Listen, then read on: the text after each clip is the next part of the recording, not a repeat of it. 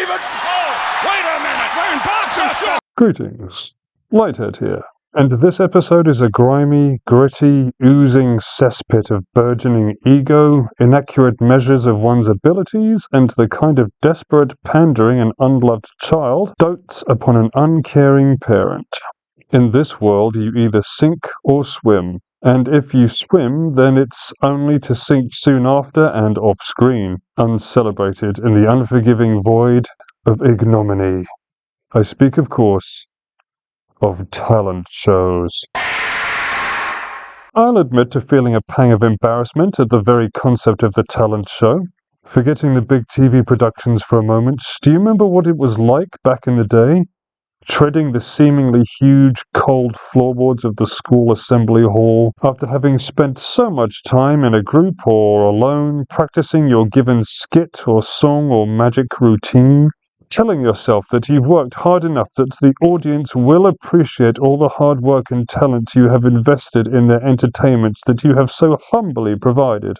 Your parents, eager to see you succeed before all the other parents whose offspring weren't quite as talented as their own. All this only to go onto that stage and flub a line, or a note, or forget altogether what you were supposed to be doing and have the entire thing unravel around you like a broken belt. And having your trousers, pants if you're from the colonies, drop around your ankles and your knobbly, knocked little knees clatter together in utter humiliation before the baying crowd. This is the sort of thing that dwells in people's subconscious for a lifetime, periodically rearing its ugly, monstrous head in your dreams and reducing you to the same hapless, helpless child you were on that fateful night. I assume it never happened to me. Okay, now transpose the concept of the school talent show and inject it full of a cocktail of amphetamines, steroids, and Bane's venom. And what you're left with is an imposing, bulldozing juggernaut that smashes all who fall before it, which is basically every single contender, and humiliates them on a level so far above the high school version that they can see the curvature of the earth. That's right, flat earthers, as their public profile is shattered forever. If you screwed the pooch way back in school and that left you experiencing the occasional flash of post-traumatic stress disorder, just imagine what going on stage before a bloodthirsty audience, which is in its millions, and flubbing your life away. It's quite easy, apparently. Not far from reach, a lady has the sound and seen a ukulele loves and singing like a star. Oh, she's been a stapler! She's a stapler! Is that it? We can do that! Hang on, sharpener! I feel pretty, oh so pretty. I feel pretty and witty and dry. And I pity any girl who's in me tonight. The seaweed is all... What's your name? What's your name? You dream about going up there. That chance of biggest thing. Just look at the waves around you. Right here on the ocean floor. Are you all right?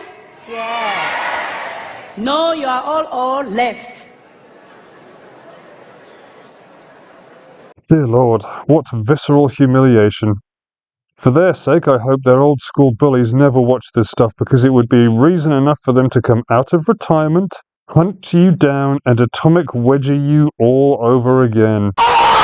As though having some effete, obnoxious, and undeservingly rich, pompous, characterless ghoul like Simon Cowell leering at you before 1,000 screaming chavs, or an actual great like Tom Jones and ah and finally bury you face first in the septic tank of talent. Haunting stuff. Perhaps it's the inclusion of more and more celebrity judges that cause these simping contestants to hold these garbage shows in such high regard. If the judges were no-names, then you might go home thinking they were wrong and you should continue to practice your art. But if the judge is someone you grew up listening to, or saw on telly, or idolize, or all of the above, then your soul will likely crawl into the nearest bottle of alcohol, or whatever other substance that takes your fancy, and hunker down hard.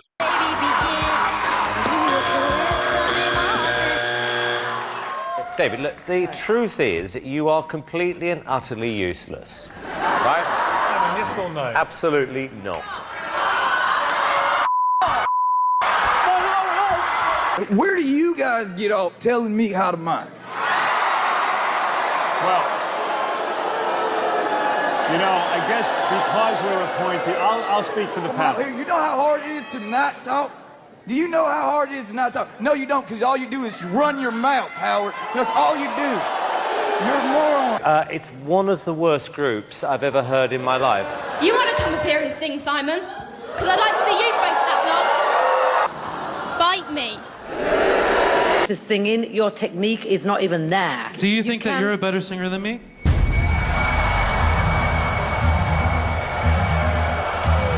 I'm not boring, am I? Come on, let's be honest. I'm me. Okay, This is how I choose to express myself. Just Nah, music's my life. That's all I really want to do. Just see if you can keep your mouth shut for 1 minute. Kelly? No. This is my stage, okay? I belong on this stage, okay?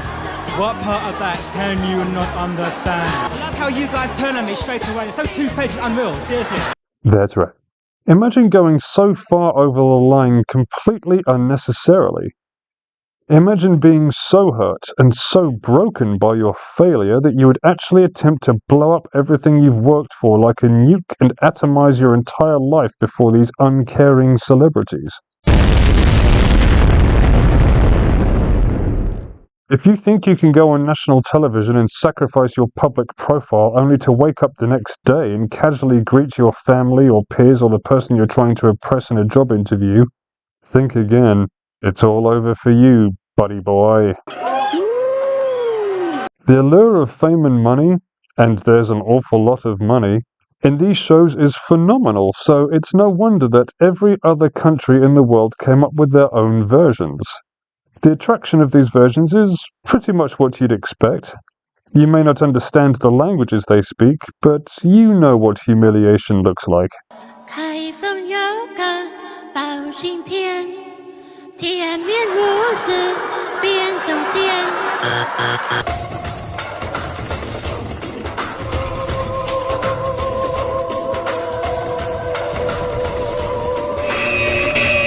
Allow me a familiar faces, 1 hour present, 1 hour facing.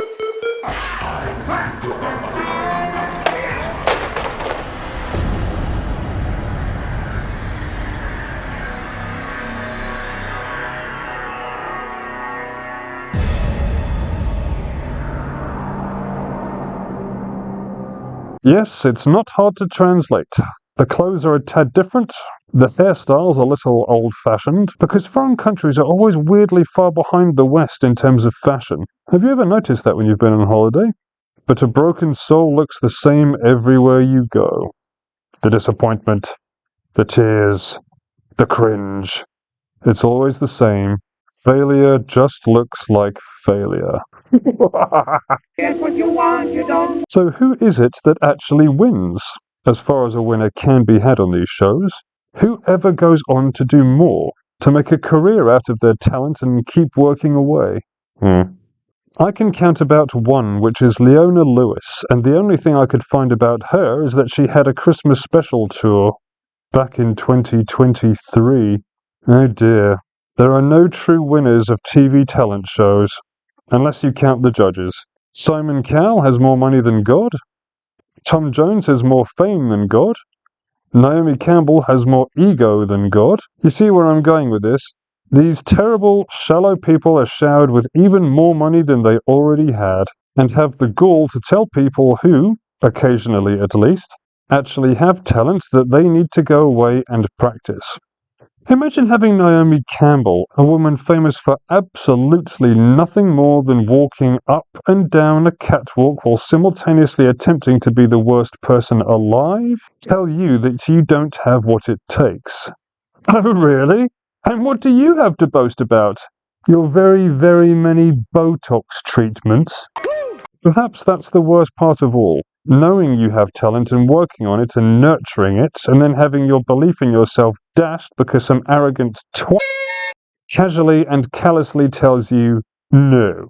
Well, what the hell do you know, Simon? You only promote crap music anyway. Sugary pop garbage that has no place in anyone's music collection. Why should anyone listen to anyone so obsessed with money that they would not only willfully but gleefully forgo the integrity of music itself to make even more money than they'll ever be able to spend because they have too much already? And that's the crux of talent shows. How the contestants live and die by the word of a money grubber or tired old man or talentless starlet. These judges all seem to fit the same mould. If you're the sort of person who genuinely has a talent, for the love of Bugs Bunny, don't, whatever you do, assume that these people know what they're talking about. And why not? Because at the end of the day, it's all just opinion. Do you have any idea the number of people who were told they'd never amount to anything by family and friends and teachers and scumbags who had no talent of their own, and only attempted to put them down in the first place out of either jealousy or mean-spiritedness? Far too many. Don't listen to them, unless you're the sort of person who's tone-deaf and sounds more like nails on a chalkboard when singing, but otherwise, keep at it. As Joey Swole would state, you need to do better. You're my motivation, Joey. Ultimately, I would advise everyone not to help out the ratings of these garbage shows if they can help it, seeing as it does nobody but the soulless Shylocks who run it any good. And to believe in your own ability, which is ever present even if you don't always see it yourself. And take that ability and shove it up life's jacksie. That means bottom if you're from the colonies. Because why else do we have these talents if we're not supposed to use them? Unless they're evil talents, of course. We have enough politicians as it is. Like and subscribe.